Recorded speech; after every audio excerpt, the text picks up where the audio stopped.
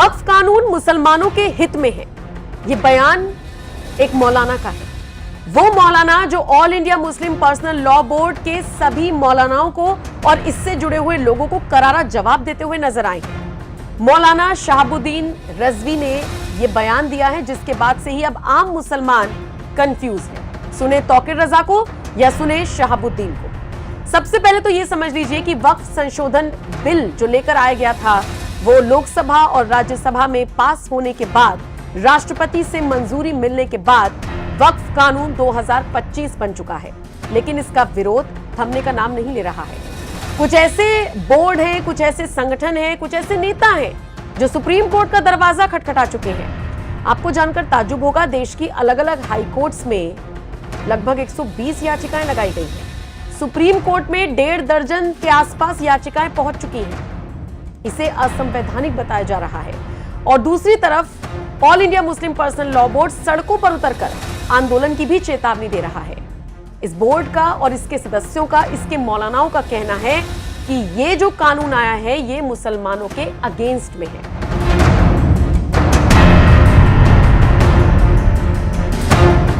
सोचिए, कुछ नेता और कुछ मौलाना तो ऐसे हैं जो कह रहे हैं कि इस कानून को हर हाल में वापस लिया जाए, नहीं तो मुसलमान गोलियों से डरता नहीं है। जितनी चाहे गोलियां चला दी जाए, हमारे सीने तैयार हैं इन गोलियों को खाने के लिए। सोचिए, इस तरह की भाषा का इस्तेमाल कर आम मुसलमानों को किस तरीके से बरगलाया जा रहा है, इसका अंदाजा आप लगा सकते हैं। दूसरी तरफ उस हद तक विरोध प्रदर्शन नहीं हो पा रहा है जैसा कि इस मौलाना गैंग ने सोचा था।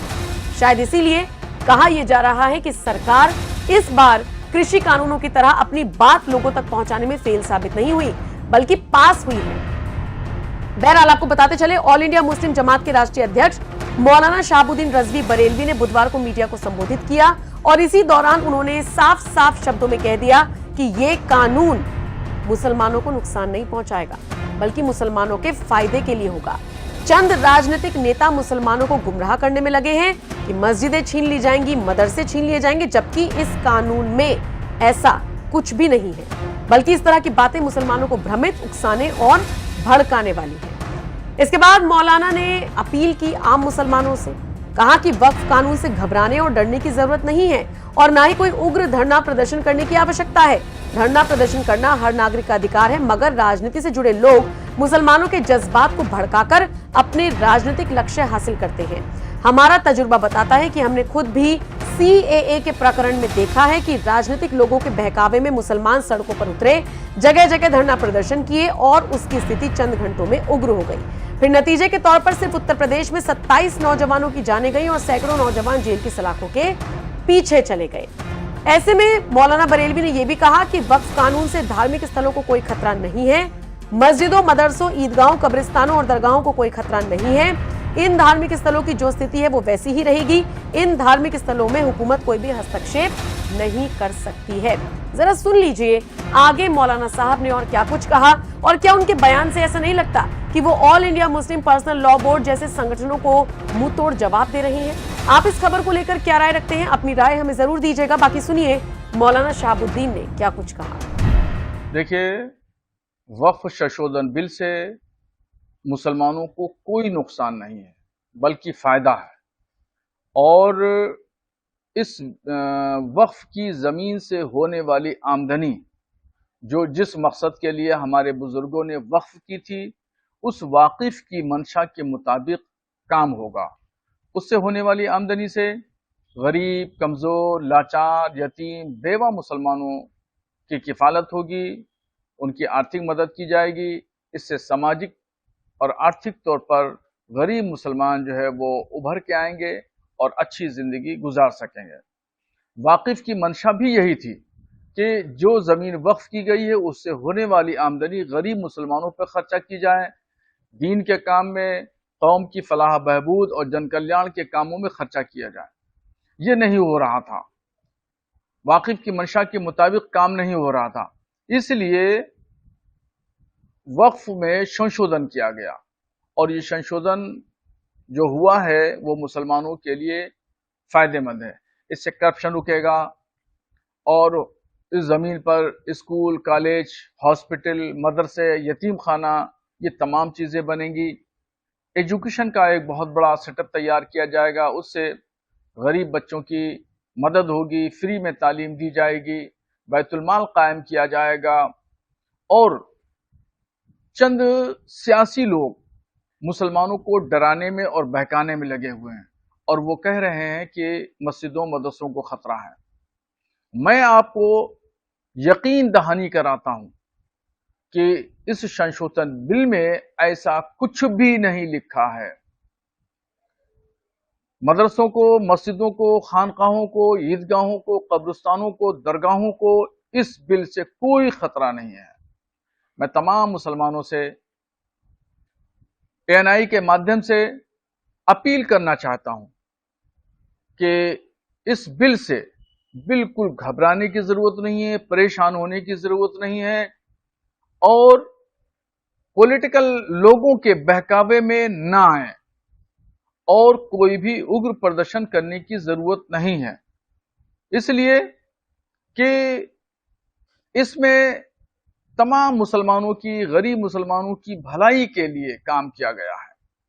और आपने देखा कि 2019 और 20 में जब सीए का कानून आया तो यही चंद लोग कह रहे थे, मुसलमानों को डरा रहे थे कि तुम्हारी शहरियत, नागरिकता छीन ली जाएगी। अगर सीए कानून लागू हो गया तो तुम हिंदुस्तान के शहरी नहीं रहोगे। क्या हुआ? 4 साल से ज्यादा का अरसा गुजर गया, वो कहने वाले नापैद हो गए और पूरे हिंदुस्तान में किसी भी एक मुसलमान की शहरियत नहीं छीनी गई। चूंकि सीए ये नागरिकता देने वाला है, नागरिकता छीनने वाला कानून नहीं था। जब बाद में तमाम हकीकतें सामने आ गई, ऐसे ही वही लोग अब फिर उभर के आए हैं और वो मुसलमानों को गुमराह कह रहे हैं, भड़का रहे हैं, उग्र प्रदर्शन पर आमादा कर रहे हैं। तो बराए मेहरबानी किसी भी प्रदर्शन की जरूरत नहीं है। इसलिए कुछ दिनों के बाद जब हकीकत सामने आएगी तो लोग सब समझ जाएंगे कि असल क्या है और नकल क्या है। सीए कानून में जो उग्र प्रदर्शन का हाल देखा, पूरे भारत में धरने प्रदर्शन हुए, यहां तक कि शाहीन बाग में कई महीनों तक धरना लगा। मैं उत्तर प्रदेश की बात करूं तो सिर्फ उत्तर प्रदेश में 27 नौजवानों की जानें गई, सैकड़ों लोग जेल की सलाखों में गए। कुछ की जमानतें हो गई हैं, कुछ की जमानतें अभी नहीं है, अभी भी जेल में, उनका कोई पुरसाने हाल नहीं है। इसलिए वक्फ संशोधन बिल के लिए मैं मुसलमानों से गुजारिश करूंगा कि किसी भी प्रदर्शन की जरूरत नहीं है। ये बिल मुसलमानों की फलाह बहबूद, फायदे के लिए, जन कल्याण के लिए है। विपक्ष जो है इसमें लगातार ये कह रहा है कि मुसलमानों के निजी मामलात में भी दखल का इसमें कुछ है, शरीयत के रूप से ये मुसलमानों के हित में नहीं। शरीयत के रूह से वाकिफ की मंशा के मुताबिक काम होना चाहिए, मगर वाकिफ की मंशा के मुताबिक काम नहीं हो रहा था। करोड़ों की जमीनों को रियोड़ियों के भाव वक्फ बोर्डों से मिलकर के साठगांठ करके बेच दिया जा रहा था और वो अपनी जाती पॉकेट में रख लिया जाता था। गरीब मुसलमानों पर खर्चा नहीं हो रहा था। तो शरीयत के खिलाफ पहले से काम हो रहे थे, करप्शन उरूज पे था। तो इसलिए ये बिल आया है। इस बिल में कहीं भी कोई शरई मामले में मुदाखलत नहीं की गई है। जो लोग कह रहे हैं वो मुसलमानों को भड़का रहे हैं, वरगला रहे हैं और शरीयत का हवाला दे करके गलत फहमी पैदा कर रहे हैं। इनसे होशियार रहने की जरूरत है।